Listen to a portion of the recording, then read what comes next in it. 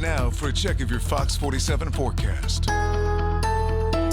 Fox 47 meteorologist Brian Bachman back with another look at your forecast on this Friday evening. A steamy day across our neighborhoods, but thankfully not nearly as hot as it was just 24 hours ago.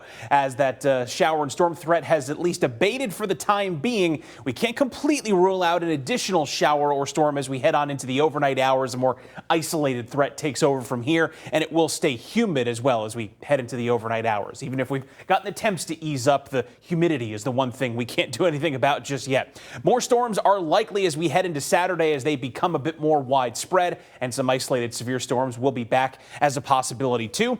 And then hot and humid weather continues into the early part of next week, but then from Wednesday onward, it looks like we not only turn milder, but break the humidity again for a few days. So if you're tired of the humidity, got to hang on for a few more days.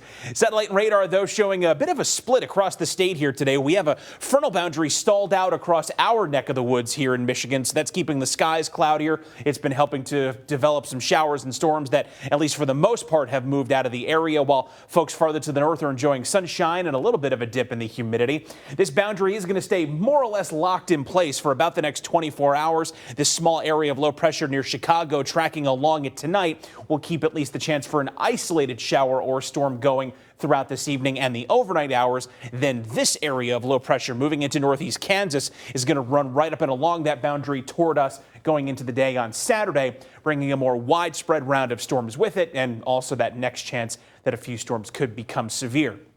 But as far as our overall excessive heat risk going into the next few days, we'll keep it to a relative minimum going into the day on Saturday, because even though humidity levels will tend to run high, we're only going to see temperatures get into the low 80s tomorrow. So at worst, that may push the heat index closer to the mid and upper 80s for a couple of hours tomorrow afternoon. Gets hotter on Sunday with a bit more sunshine, highs in the upper 80s, high humidity. That'll push the real feel back into the low and mid 90s. So definitely a hotter feel for the second half of the weekend. And then we'll see that heat index get pushed closer to 100 degrees as highs again climb toward 90 going into Monday.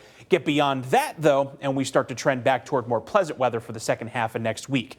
But as far as the showers and storms are concerned, some additional activity possible from now through the 11 o'clock hour, and really you'll see here as we progress into the overnight hours, we just can't rule out some additional storms because the air is so humid, so unstable.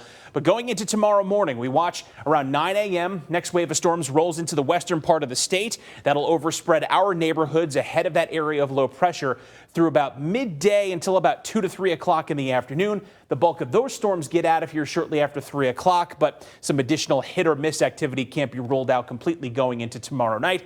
We also have the isolated risk for a few severe storms in our neighborhoods as well. So after lows tonight only fall into the low 70s, 83 for tomorrow with scattered thunderstorms, a lesser chance for storms, but hotter 89 on Sunday, 90 on Monday, but then some milder low 80s and mid to upper 70s by the middle of next week.